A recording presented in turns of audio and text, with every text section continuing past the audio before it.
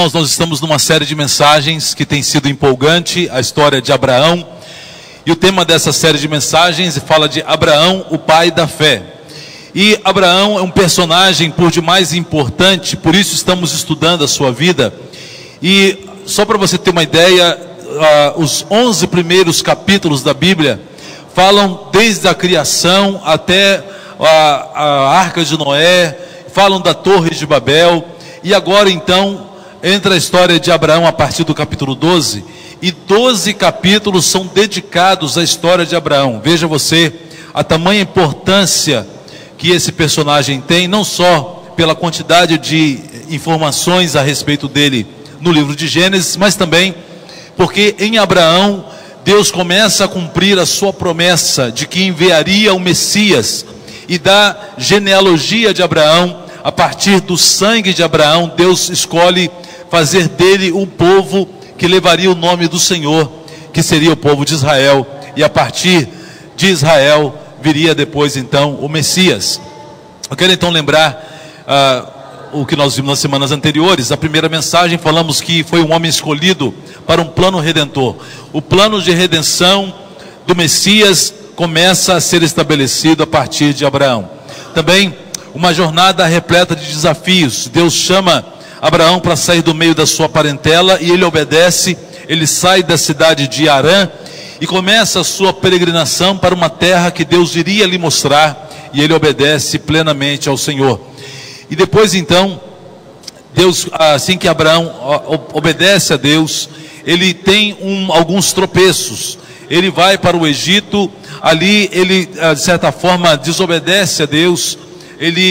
A sua esposa é tomada pelo faraó para ser uma das suas esposas. Deus não permite que faraó tocasse em Sara, e Abraão então sai do Egito ainda mais abençoado por Deus, e Deus agora reafirma as suas promessas a Abraão.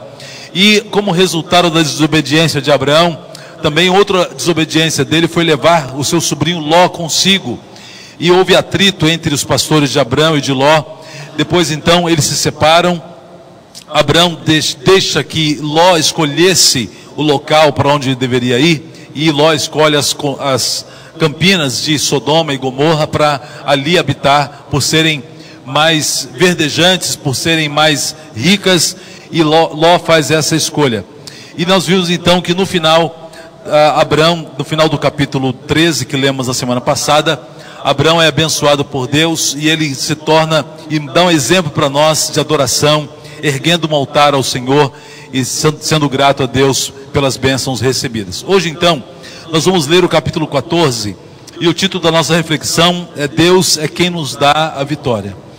Qualquer vitória que eu e você queiramos alcançar nessa vida, meus irmãos, ela só virá, nós só a obteremos se tivermos essa consciência de que tudo é pelo agir de Deus.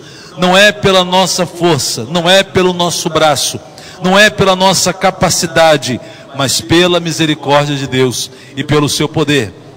Eu quero então recapitular o que nós vimos, esse livramento que Abraão teve no Egito, os conflitos entre ele e o seu sobrinho Ló, a atitude pacificadora de Abraão, deixando Ló escolher para onde iria.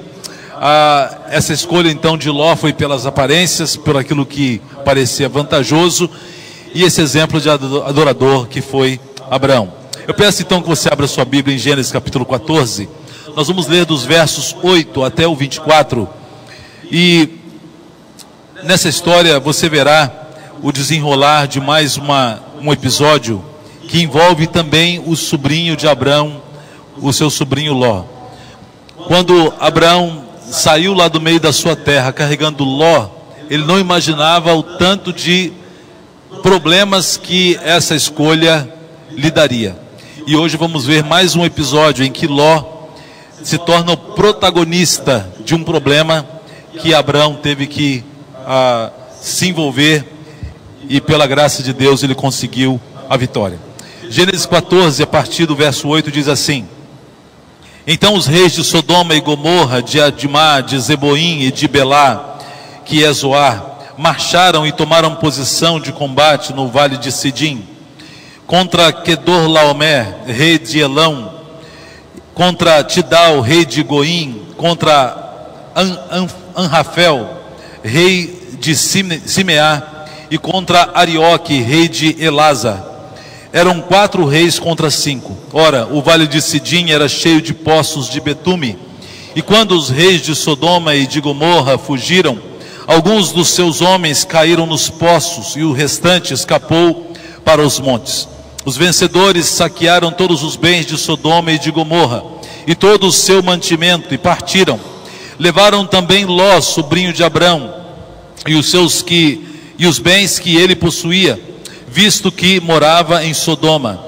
Mas alguém que tinha escapado veio e relatou tudo a Abrão, o hebreu. Abrão vivia próximo aos carvalhos de Manre, o amorreu, irmão de Escol e de Aner, aliados de Abrão.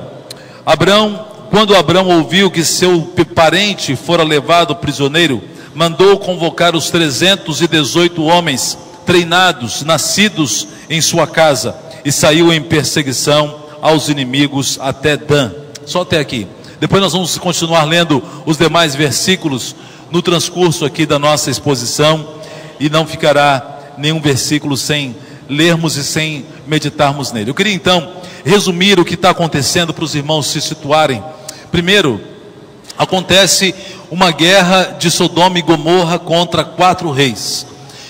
Esse nome que é mencionado aqui, um dos reis que estava sendo combatido pelos povos de Sodoma e Gomorra, que é o Quedorlaomer, ele era como se fosse um imperador daquele tempo. Ele dominava toda aquela região.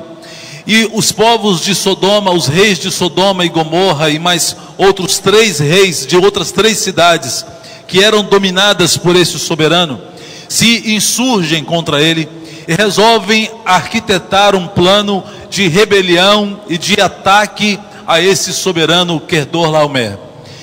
E nessa investida, eles não são bem sucedidos. A cidade de Sodoma e Gomorra, esses 5 reis que estavam desafiando outros 4 reis, eles são derrotados. Eles perdem a guerra, perdem a batalha, como foi narrado até agora nos que nós demos. E no meio disso, esse grande soberano leva cativo os habitantes de Sodoma, e dentre eles Ló. E não somente os habitantes, mas todas as posses, todos os bens, todas as riquezas que aquelas pessoas possuíam. E no meio dessa leva, no meio desses cativos, está também o sobrinho de Ló, que tinha escolhido Sodoma e Gomorra para morar. E você se lembra, a escolha de Ló foi pela aparência.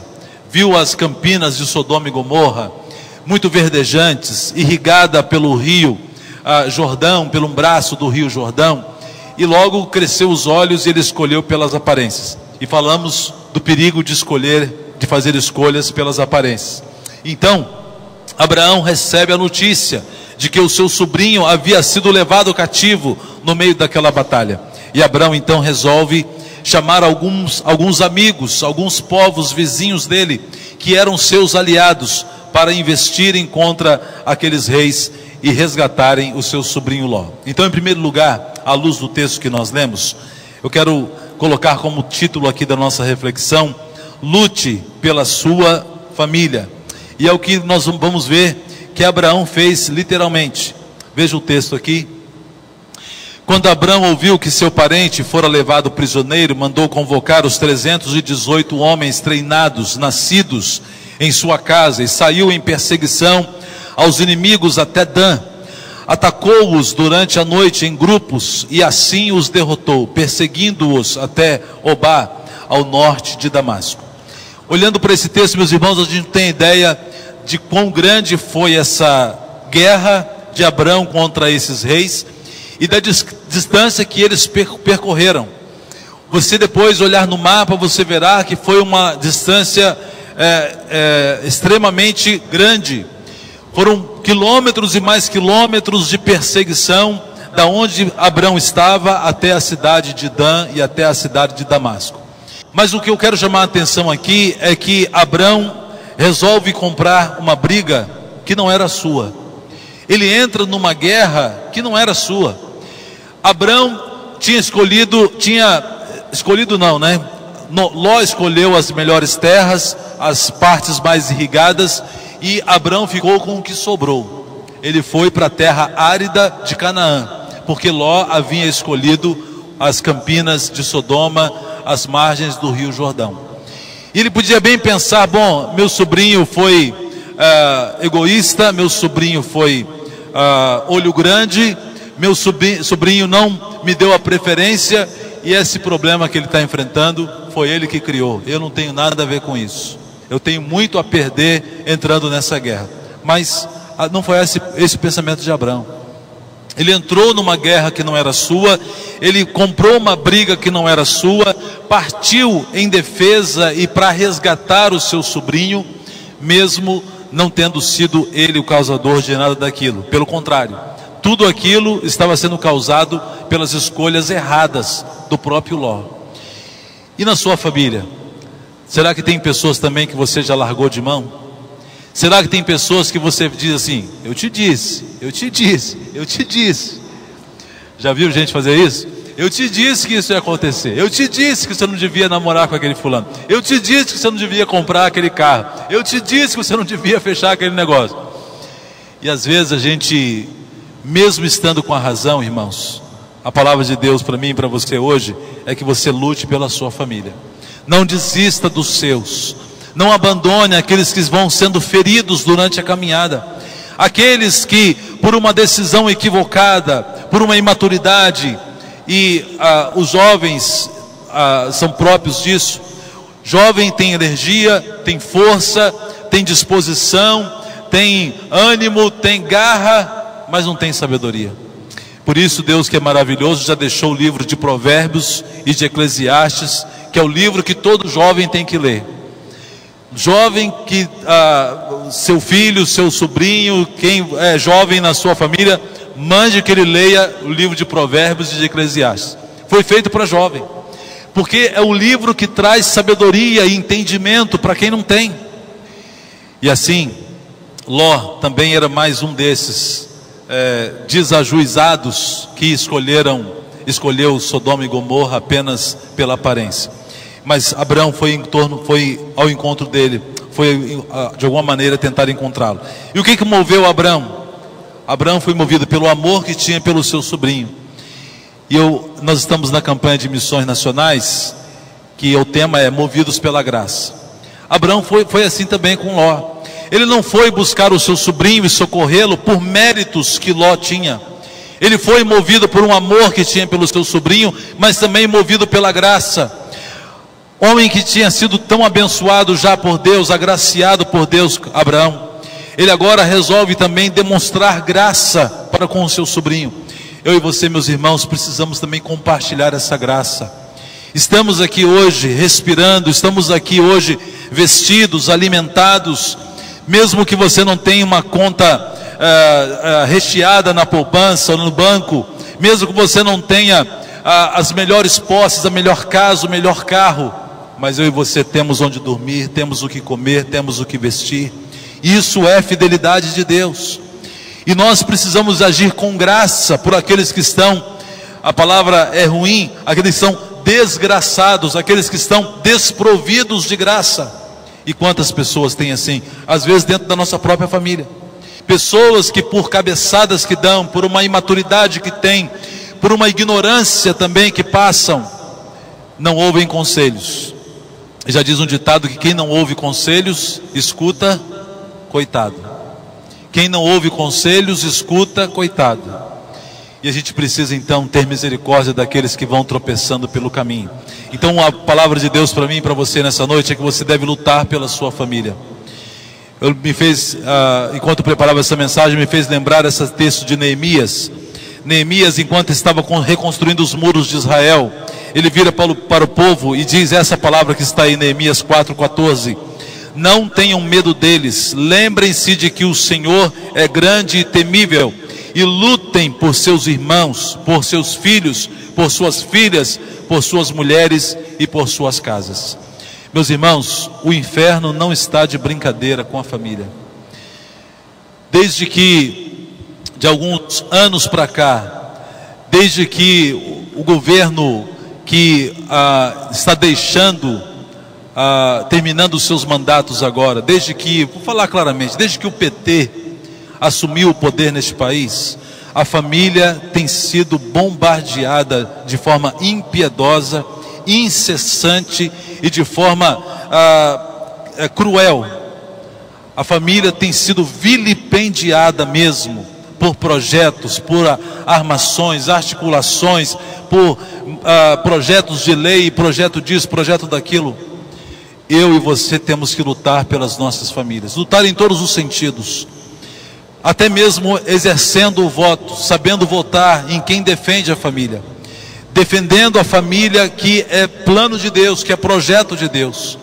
Eu e você precisamos ter sabedoria na escolha dos nossos representantes, e temos que lutar pelas nossas famílias, lutar por aqueles que estão cambaleando no meio do caminho, lutar por aqueles que estão fragilizados, lutar por aqueles que tomaram decisões equivocadas, pessoas que talvez estão no nosso convívio, que fizeram escolhas equivocadas. Temos que lutar por eles e não desistir deles. Peça ajuda. Outra coisa que a gente aprende com Abraão, que ele não vai para a luta sozinho, ele não vai para enfrentar aqueles reis sozinho, ele pede ajuda aos seus parceiros, aqueles que estavam próximos a ele, que eram seus aliados. Irmãos, nós precisamos de ajuda.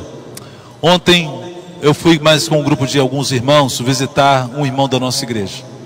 Fomos eu, nosso irmão Júlio, a Cidinha, a Helena, visitar um irmão da nossa igreja, que tinha no domingo me pedido uma ajuda, enfrentando uma situação difícil.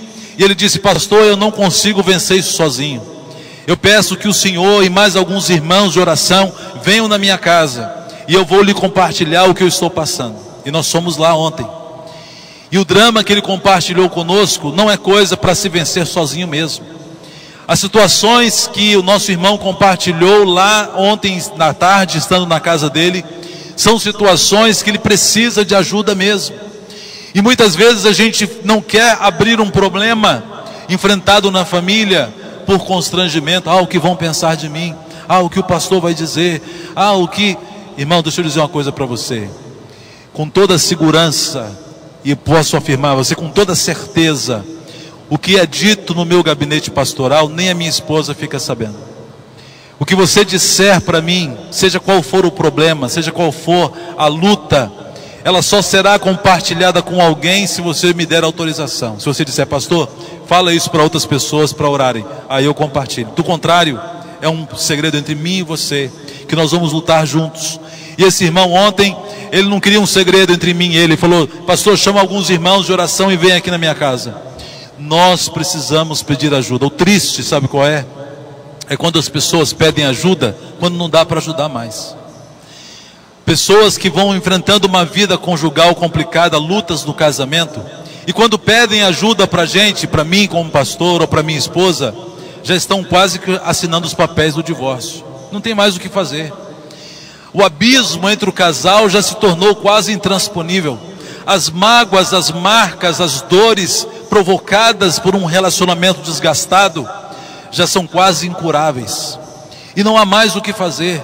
Meu irmão, eu sempre falo aqui, vou repetir: quando a esposa queimar o arroz lá na sua casa e vocês brigarem por causa disso e não resolver o problema, liga para mim. Primeira coisa que nós vamos almoçar lá em casa. Já levo lá para casa, a gente põe mais água no feijão, já almoça lá em casa, já para começar a resolver o problema por aí. Mas tem casais, eu estou brincando, mas por causa de uma bobagem, não conseguem resolver aquela bobagem.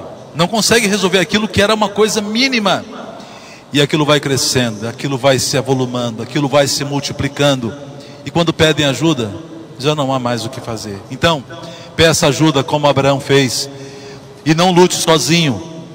Você não está sozinho nessa luta.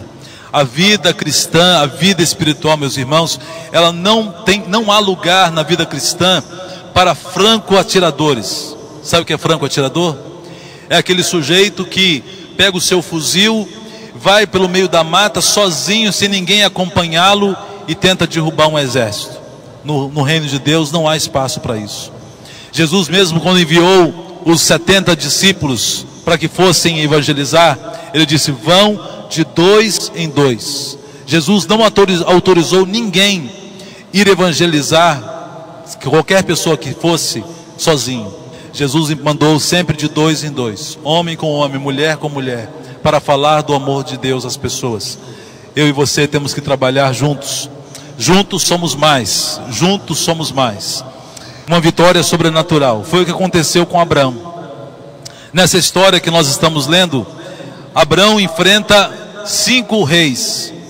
4 reis, perdão. E ele vence aqueles 4 reis. Como? Um homem, até então cuidador de ovelhas, um pastor de ovelhas, um homem sem habilidade na guerra, como conseguiu vencer 4 reis, que outros 5 de Sodoma e Gomorra e mais 3 não conseguiram vencer? A ação poderosa de Deus. E assim os derrotou, perseguiu-os até Obá, ao norte de Damasco, recuperou todos os bens e trouxe de volta seu parente Ló, com tudo que possuía, juntamente com as mulheres e o restante dos prisioneiros. Abraão teve uma vitória retumbante, uma vitória aos olhos humanos inexplicável. Como pode um homem que não tinha habilidade em guerra vencer 4 reis? A ação de Deus na vida de Abraão. E assim, em primeiro lugar, experiência versus unção de Deus. Meus irmãos, nós precisamos, a experiência ela é bem-vinda, mas nada se faz sem a ação de Deus na nossa vida, sem a unção de Deus. A experiência ela é importante, mas se não tivermos a mão de Deus sobre nós, não iremos a lugar algum. De nada valerá nossa habilidade, nossa psique, nossa inteligência, nossos títulos, nossos diplomas, de nada valerão se a mão de Deus não estiver sobre as nossas vidas. Veja o que está escrito ali no Salmos 108, verso 13: com o auxílio de Deus realizaremos grandes feitos, pois Ele pisará os nossos inimigos. Você pode ler junto comigo? Com o auxílio de Deus realizaremos grandes feitos, pois Ele pisará os nossos inimigos. Numa outra versão diz: com Deus faremos proezas, realizaremos grandes feitos. Não é na força do braço, meus irmãos, é de joelhos. Há uma frase bonita que eu já ouvi a respeito da igreja, que diz que quando a igreja corre mais rápido quando está de joelhos. A igreja corre mais rápido quando está de joelhos. Nós fazemos coisas muito maiores quando nos prostramos diante de Deus, quando buscamos a Deus. Eu insisto todos os meses em convocar você, em insistir com você, que você venha participar da semana de oração. Eu tenho insistido todos os meses para que você venha participar da vigília de oração. Pergunte aos irmãos que vêm habitualmente o quanto eles são abençoados. E por mais que eu insista, eu me entristeço por não ver muitos que poderiam estar aqui. Embora eu já aprendi uma coisa: eu não fico lamentando pelos que não vieram, eu celebro pelos que vieram. Mas agora eu posso dizer e preciso dizer a você, que você precisa orar mais. Eu preciso orar mais. Jesus deixou claro uma coisa para mim e para você, uma verdade que a gente não pode esquecer. Jesus disse: sem mim o quê? Nada podeis fazer. Não adianta querer fazer ministério algum, não adianta querer fazer obra alguma. Eu vou evangelizar São Vicente, eu vou lá na Cracolândia, eu vou lá no meio da boca de fumo falar de Jesus. Vá sim, se antes você orar, se antes você se revestir da unção de Deus, se antes você se humilhar diante do Senhor, se antes você buscar a presença do Senhor, para que Ele vá à sua frente. Mas do contrário, irmãos, não vá. Se você não tiver uma vida de oração, não vá, porque Deus precisa ir junto com você e com a unção do Senhor sobre a sua vida. Reconheça a mão de Deus nas suas vitórias.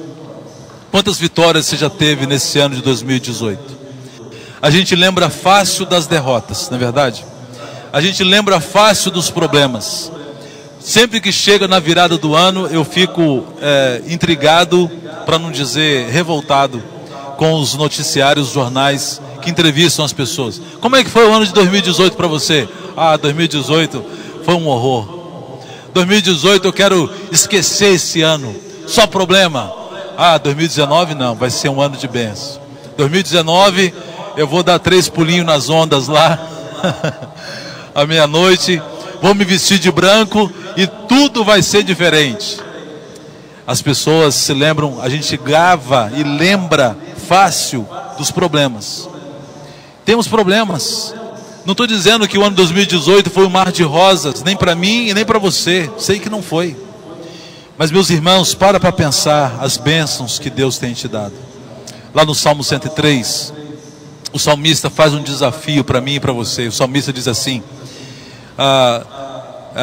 bendize, ó minha alma, ao Senhor, e tudo que há em mim, bendiga o seu santo nome. Bendize, ó minha alma, ao Senhor, e não se esqueça de nenhum dos seus benefícios. É Ele quem perdoa todos os seus pecados e que sara todas as suas enfermidades. O salmista diz: e não se esqueça de nenhum dos seus benefícios. E a gente esquece quase de todos e não se lembra de agradecer ao Senhor. Faça a sua parte. Abraão estava com um problema sério, queria resgatar o seu sobrinho. Ele ficou orando para Deus ir lá salvar Ló? Não, ele fez a parte dele. A parte que é para eu e você fazermos, essa Deus não faz. Em toda parte do milagre, em todo milagre que acontece na Bíblia, que é registrado na palavra de Deus, você pode observar, em todos eles há uma intercorrência humana.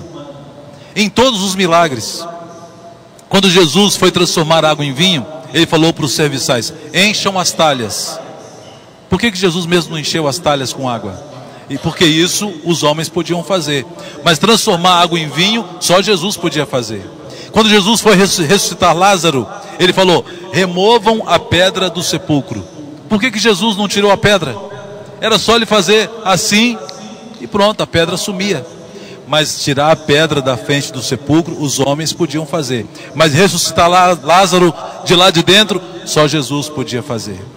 Há partes no milagre, meus irmãos, que cabe a mim e a você. Não há como pedirmos e esperarmos as bênçãos de Deus deitados eternamente em berço esplêndido. Como diz o hino, a frase do hino nacional brasileiro, né? É triste essa frase. O Brasil tá literalmente assim mesmo, né? Está deitado eternamente em berço esplêndido, impassível diante das agruras e das lutas que tem passado, e não acorda. Que Deus tenha misericórdia do nosso país. Terceiro lugar, dentro desse texto, um personagem misterioso, mas importantíssimo. E nessa narrativa aparece um personagem, meus irmãos, que não há muito o que dizer sobre ele. Aliás, há muito o que pensar sobre ele, mas sem podermos ter afirmações seguras e concretas.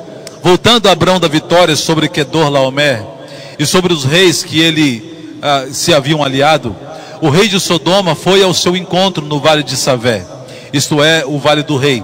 Então Melquisedeque, rei de Salém e sacerdote do Deus Altíssimo, trouxe pão e vinho e abençoou Abrão, dizendo: bendito seja Abrão pelo Deus Altíssimo, Criador dos céus e da terra, e bendito seja Deus Altíssimo, que entregou os seus inimigos em suas mãos, e Abrão lhe deu o dízimo de tudo. Esse texto, meus irmãos, é por demais enigmático, por demais também mexe com a nossa mente, com a nossa reflexão sobre esse personagem Melquisedeque. Em nenhum outro lugar da Bíblia é mencionado sobre quem era Melquisedeque, filho de quem, qual era a sua genealogia, qual as histórias ou registros históricos dos feitos de Melquisedeque. Não há. É registrado aqui nesse texto, depois uma menção é feita no livro de Salmos e depois também no livro de Hebreus, mas somente isso. E nós então queremos resumir. Melquisedeque, em primeiro lugar, o texto deixa claro que ele era um rei. Ele era um rei das terras de Salém e também sacerdote do Deus Altíssimo. E Salém significa Shalom, ou tem o significado da palavra Shalom, que é paz. Então era o rei da paz, né? O rei da cidade da paz. Também o nome Melquisedeque significa rei da justiça.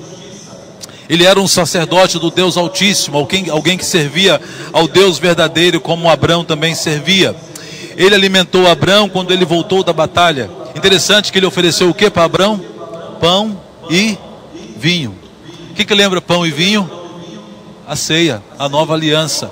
Mas não somente isso, pão e vinho havia um simbolismo na cultura judaica de rituais de purificação. Alguém que queria purificar-se alimentava-se de pão e vinho. E também tem, lógico, a semelhança, a ligação com a ceia, a nova aliança que Cristo estabeleceu. Ele então abençoa Abraão, ele profere palavras de bênçãos e reafirma a bênção que Deus tinha derramado sobre Abraão. Abraão então pagou o dízimo a ele. No texto você vê Melquisedeque pedindo o dízimo? Não. Uma atitude espontânea de Abraão de devolver, de consagrar a Deus a 10ª parte de tudo aquilo que tinha. Uma ação espontânea de Abraão. Não vê o texto Melquisedeque pedindo dízimo a Abraão.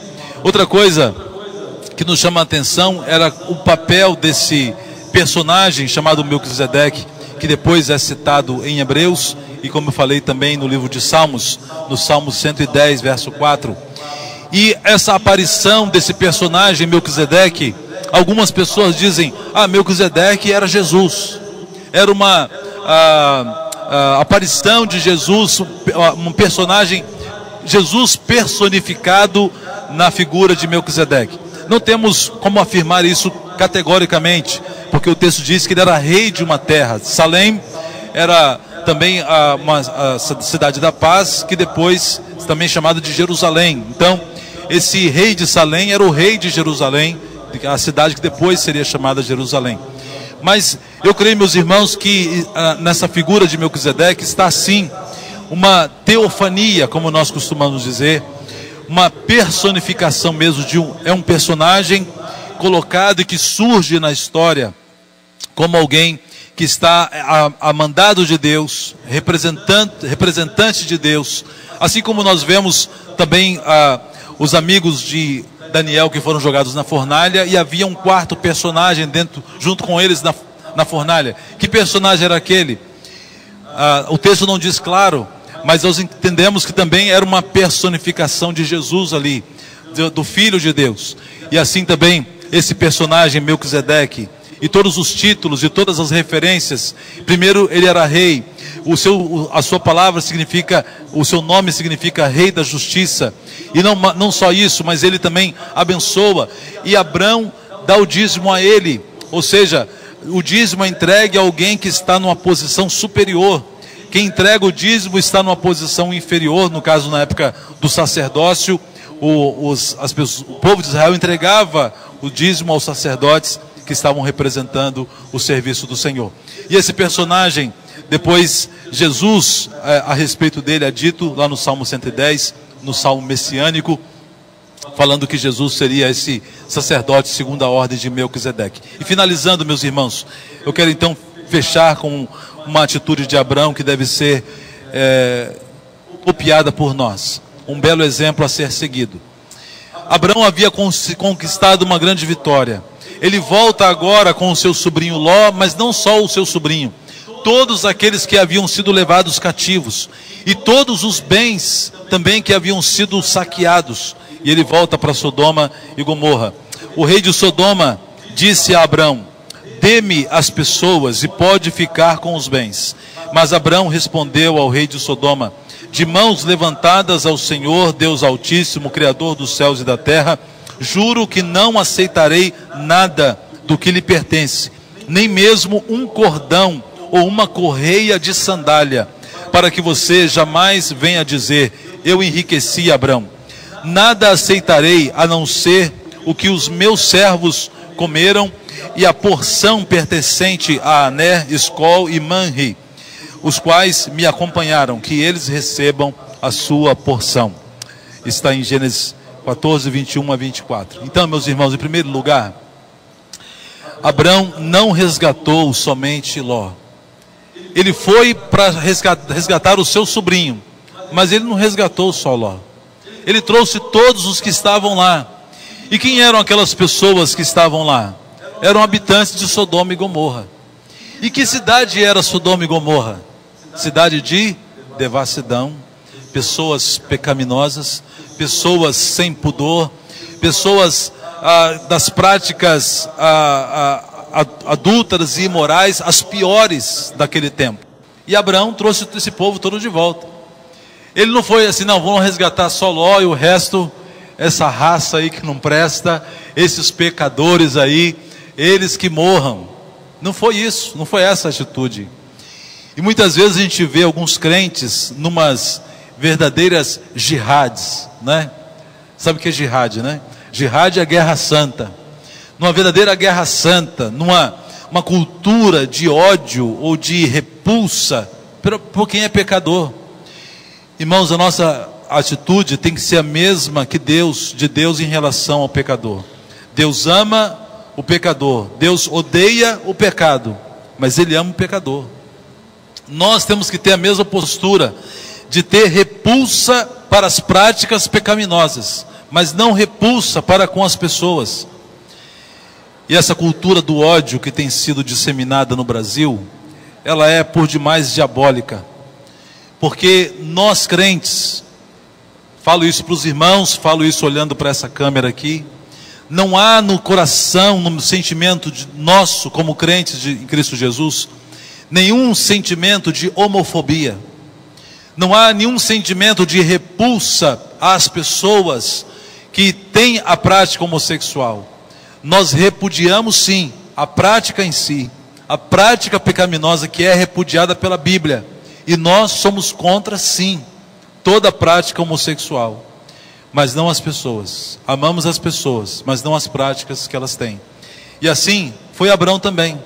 Ele estava trazendo de volta, não só o seu sobrinho, os sodomitas, os habitantes de Sodoma e Gomorra, e aqueles que tinham essas práticas repugnantes. Até um sodomita valorizou a vida. Quando Abraão chega, o rei de Sodoma, por pior que ele fosse, por mais pecador que fosse, por mais condescendente que ele fosse com as práticas pecaminosas da sua cidade, ele valorizou a vida das pessoas. Ele disse: olha, pode ficar com as riquezas, mas me dê as pessoas. Falou para Abraão.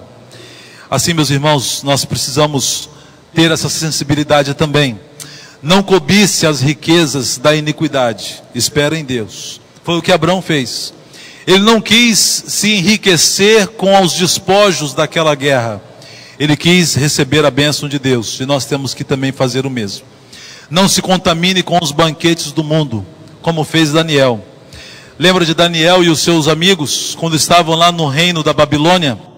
Um banquete gigantesco foi colocado na frente deles, e eles poderiam comer e se fartar, só que aquela comida havia sido oferecida aos deuses.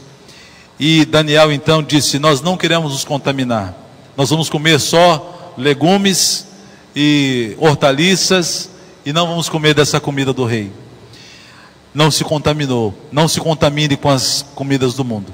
E aquela figura, que era para aparecer só agora, mas eu não botei a animação, é uma história que ilustra o quanto que o desejo por riqueza e por um dinheiro ilícito, o quanto que derruba a honra de algumas pessoas. Eu poderia ter colocado aqui como ilustração a história do ex-governador do Rio de Janeiro, do Sérgio Cabral.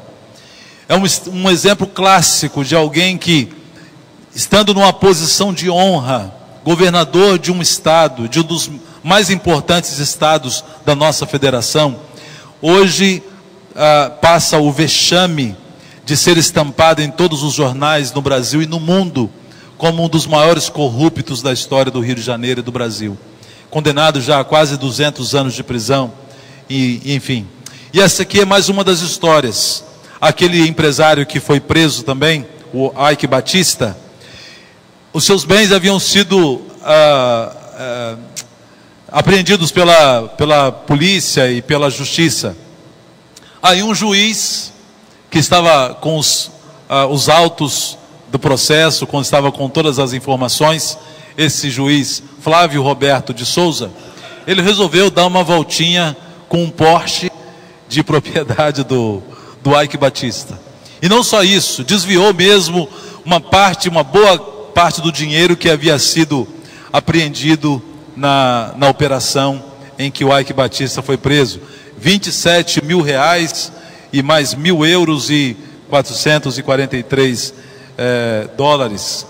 E ele então foi flagrado pilotando o Porsche que era de propriedade do Ike Batista, que havia sido apreendido pela justiça. Resultado, esse juiz perdeu o seu cargo, foi indiciado e agora, em fevereiro desse ano, foi condenado a 52 anos de prisão.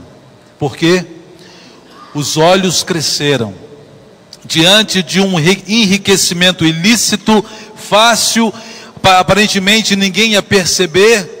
Se contaminou, alguém que era para promover a justiça, envolveu-se num ato ilícito e de crime, e foi condenado, e perdeu o seu cargo, o seu posto, e pior, perdeu a sua honra, perdeu a sua dignidade.